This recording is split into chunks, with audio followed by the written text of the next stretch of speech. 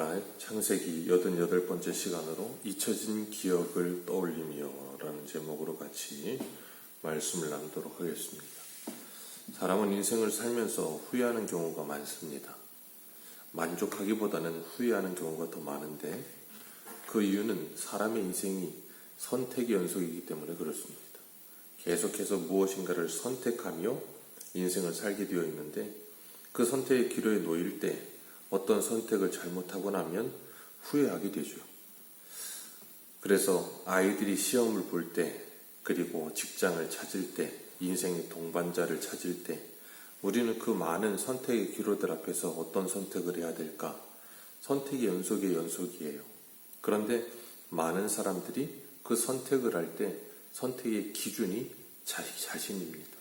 자기 자신을 어떻게 행복하게 하고 자신에게 어떤 유익이 있는가, 그런 걸 기준으로 선택의 기준을 삼다 보면 꼭 욕심이 들어가게 되고, 그리고 자신만을 생각하며 모든 것을 선택하게 됩니다. 그러다 보면 시야가 좁아지고 생각이 좁아지게 되죠. 그러다 보면 잘못된 선택을 하는 경우가 참 많습니다. 그러나 그리스도인들은 우리가 인생을 살아가면서 선택을 하는 데 있어서 나의 욕심과 나의 욕망과 나의 어떤 그 무엇이 아니라 하나님의 영광을 위하여, 그리고 하나님을 기쁘시게 하는 것이 무엇일까를 고민하며 선택하는 거예요. 어떤 일을 선택함에 있어서 이게 내게 유익이 되고 나에게 행복을 주는가 이전에 먼저 이게 하나님을 기쁘시게 할까? 이 선택을 하나님이 좋아하실까를 한 번이라도 생각하는 겁니다. 그렇게 될 때 우리는 후회보다는 감사하는 선택을 더 하게 될 줄로 믿습니다. 오늘 요셉의 형들도 20년 전에 자신들이 미워하던 요셉을 애굽에 팔았던 그 일을 기억하면서 후회하는 모습이 나와요. 그때 우리가 그러지 말았어야 하는 건데 잘못했다고 반성하기도 하고 남을 탓하면서 후회하기도 합니다. 그리고 어떻게 하면 이 상황에서 벗어날 수 있을까?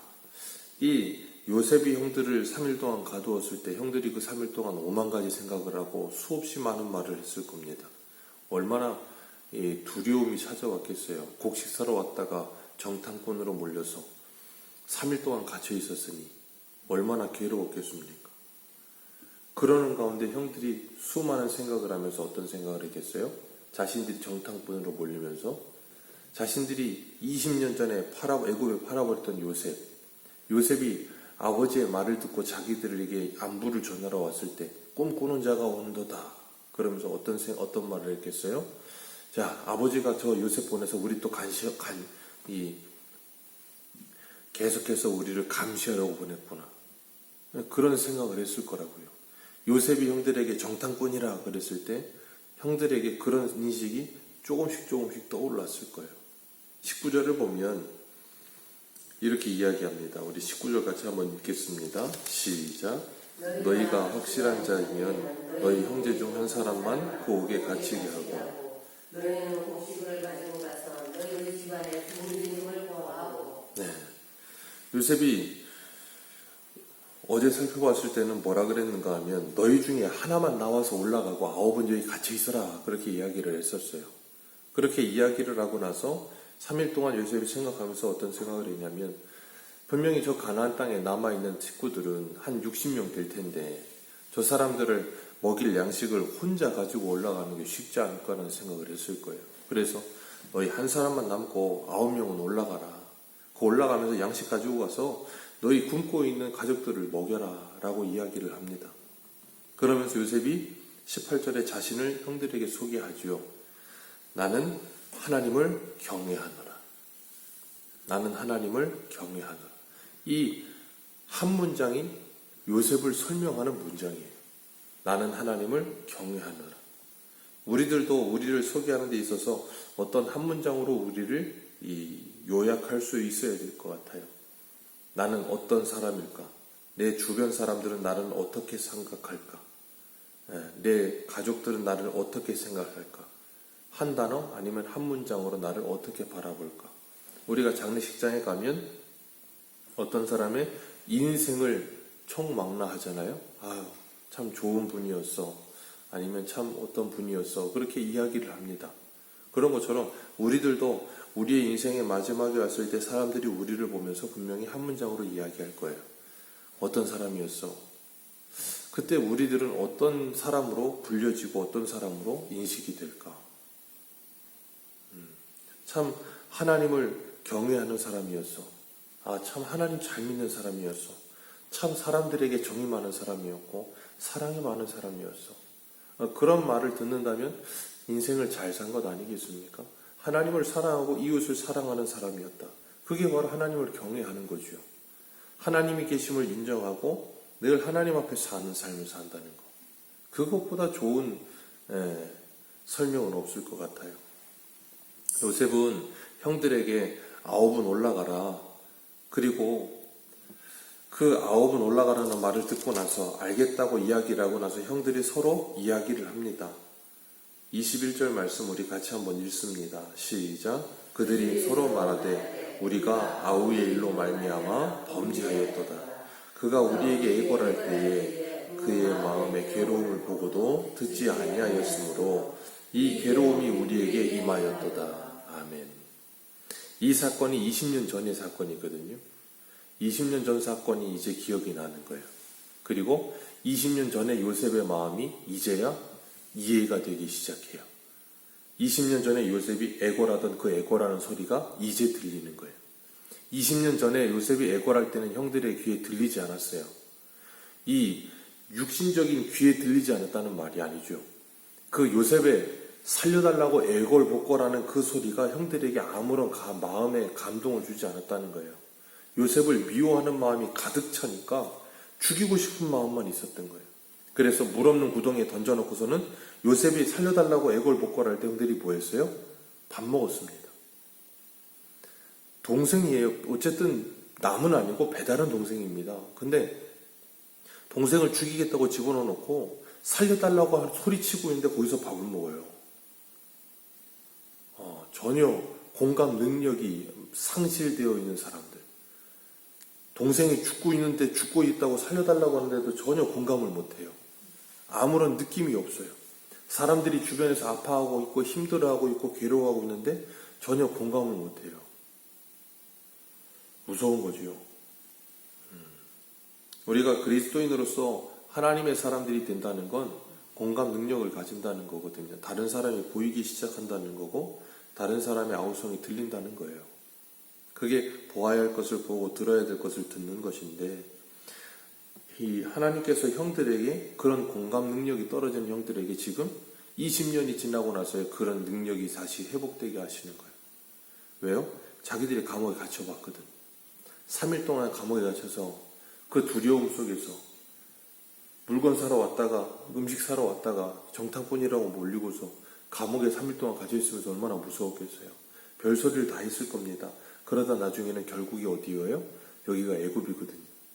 우리가 20년 전에 우리 동생 팔아버릴 때 그때 우리가 동생이 그렇게 소리 지르는데 우리가 못 들은 채 있었는데 이제서야 우리가 그 죄값을 받나 보다. 도둑이 제발 저리는 것처럼 그런 마음을 갖게 된다는 거예요. 이런 마음이 우리들에게도 좀 있어야 돼요. 다른 사람을 향하는 마음, 역지사지하고 동경상련하는 마음. 저 사람이 어떤 입장일까?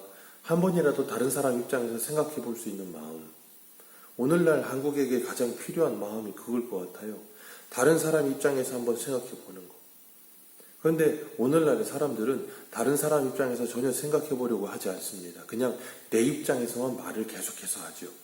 이쪽에서는 자기 입장만 주장하고 이쪽에서는 또 자기 입장만 주장하고 그러니까 서로 접점이 없어요. 계속 평행선입니다. 그러니까 서로를 이해 못하죠. 요셉의 형들은 20년 전 요셉을 거기에 17살이었던 그 어린 요셉을 던져버리고 그 요셉이 그렇게 두려워하고 무서워하고 있을 때 그 소리치던 그 소리가 이제서야 들리고 이제서야 자기들이 아우에게 범죄했다 그렇게 고백을 해요. 제가 예전에도 말씀을 드렸지만 진정한 회개란 여기서부터 시작되는 거예요. 자기들이 잘못했다는 걸 정말로 인정하게 될 때 사람이 자기 잘못을 인정하지 않으면 진짜 돌이킴과 회개는 일어나지 않습니다. 내가 왜 그런 생각밖에 안 들어요. 무엇인가를 이 학교나 부모에게나 누구에게도 혼날 때도 그 아이들이 뭔가를 잘못했는지를 분명히 말해줘서 인식이 돼야지. 그러지 않으면 내가 왜 혼나야 돼? 난 잘못한 게 없는데? 자기가 잘못하고도 잘못한 게 없대요. 인정이 안 되는 거예요. 그러면 돌이켜지지 않고 그 행동과 그 생활이 바뀌지 않아요. 회개도 마찬가지입니다. 자기가 그것이 정말 잘못됐다는 것이 이렇게 정말로 체휼이 돼야 그때서야 뭐가 되냐면 동생의 마음을 헤아리게 되고 들리지 않던 그 소리가 들리게 되고 자기들의 잘못된 부분을 돌이켜야 된다는 생각을 갖게 되는 거예요. 우리들에게도 이런 마음이 필요해요. 그래서 다른 사람에게 상처 주고 다른 사람을 아프게 하고 다른 사람을 괴롭게 하던 그 일들이 얼마나 끔찍하고 괴로운 일이었는지를 내가 정말로 체휼하게 될 때 우리는 진정한 돌이킴이 찾아오게 되는 거예요. 그리고 나면 그 사람과 나와의 관계가 회복되는 거예요. 늘 말씀드리지만 그 회복은 하나님께 회개 기도만 하면 끝나는 게 아니라 그 당사자에게 사과하고 그 당사자의 관계를 풀어야 되는 거예요. 그래야 진정한 이 회개와 회복이 일어나는 겁니다. 그런데 우리는 자꾸 사람에게는 이 잘못한 것을 가볍게 여기고 그걸 하나님께 회개만 하면 된다라는 생각을 가져요. 그러다 보니까 뭐하냐면 자기가 저지른 죄가 얼마나 무섭고 무거운 죄인지를 몰라요. 그러니까 가볍게 여기죠. 가볍게 여기고 쉽게 여기고 그러니까 어떻게 돼요? 자기가 하고 있는 그 죄가 계속 반복되는 거예요. 죄의 무게를 깨달아야 죄의 심각성을 깨달아야 그게 반복되지 않는데 그걸 느끼지 못하는 거예요. 하나님은 지금 요셉의 형들을 감옥에 넣어놓고 그걸 깨닫게 하는 거예요, 지금.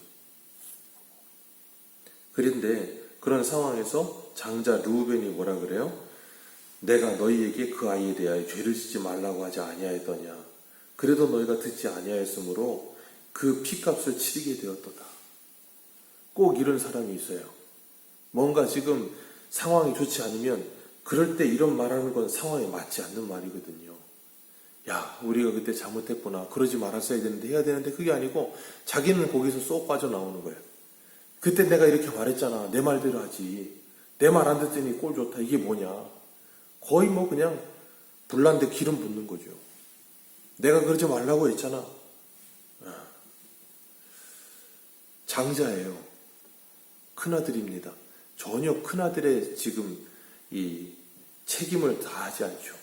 동생들에게 책임을 돌려놓고 큰아들이면 동생들의 잘못한 걸 자기가 책임지고 동생들을 감싸고 그리고 자기가 책임을 져줘야 되는데 그런 거 전혀 일도 없어요.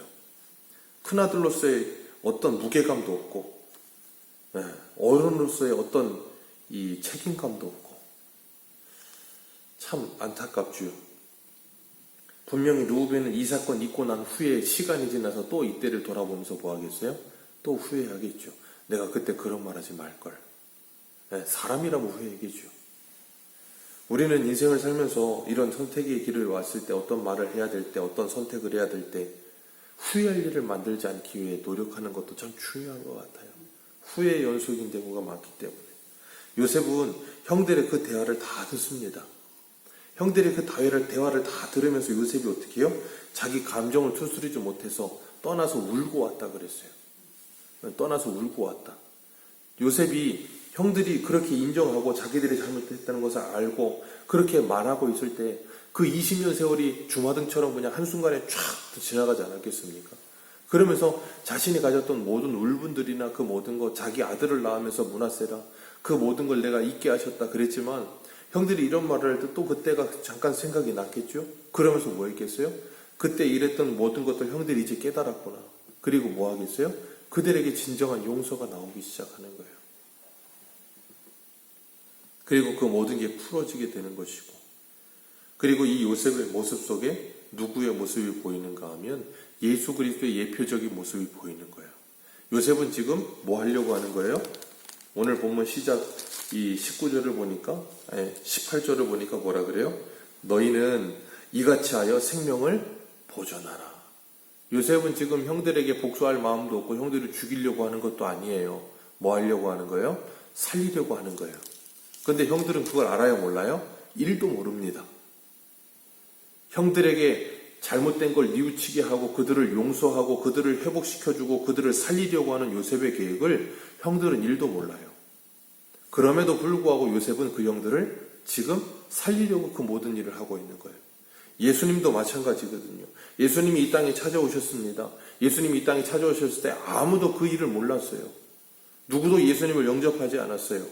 그런데 예수님은 자기의 몸으로 십자가의 대속의 죽음으로 죽으심으로 말미암아 하나님과 우리를 화목하게 하셨고 하나님과 우리의 관계를 화해시켜 주셨어요.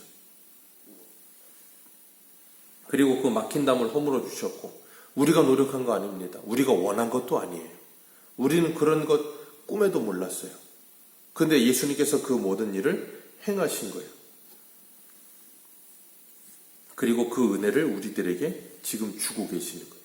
마치 요셉이 형들에게 그 은혜를 베풀고 있듯이. 그리고 우리가 기억하고 싶지 않고 잊고 살고 싶었던 잘못과 죄악들이 생각나게 하셔서 우리로 하여금 죄를 고백하며 회개하며 하나님과 사람과의 관계를 회복하기를 도와주고 계시는 거예요. 그래서 우리가 예수를 믿을 때 그리고 주님의 은혜를 받을 때 뭐가 생각나요? 내가 기억하고 싶지 않고 생각하고 싶지 않던 죄들이 생각나요. 그래서 회개하게끔 하나님이 만드시죠. 지금 요셉의 형들의 입장이 우리의 입장과 다르지 않아요. 잘못투성이고 연약한 것 투성이고 그런데도 요셉은 형들을 용서하기 위해서 그들의 잘못을 고백하게 하고 그리고 그들을 살려주기 위해서 모든 일을 진행하고 예수님도 하나님도 우리들에게 지금 그렇게 은혜를 베풀고 계세요.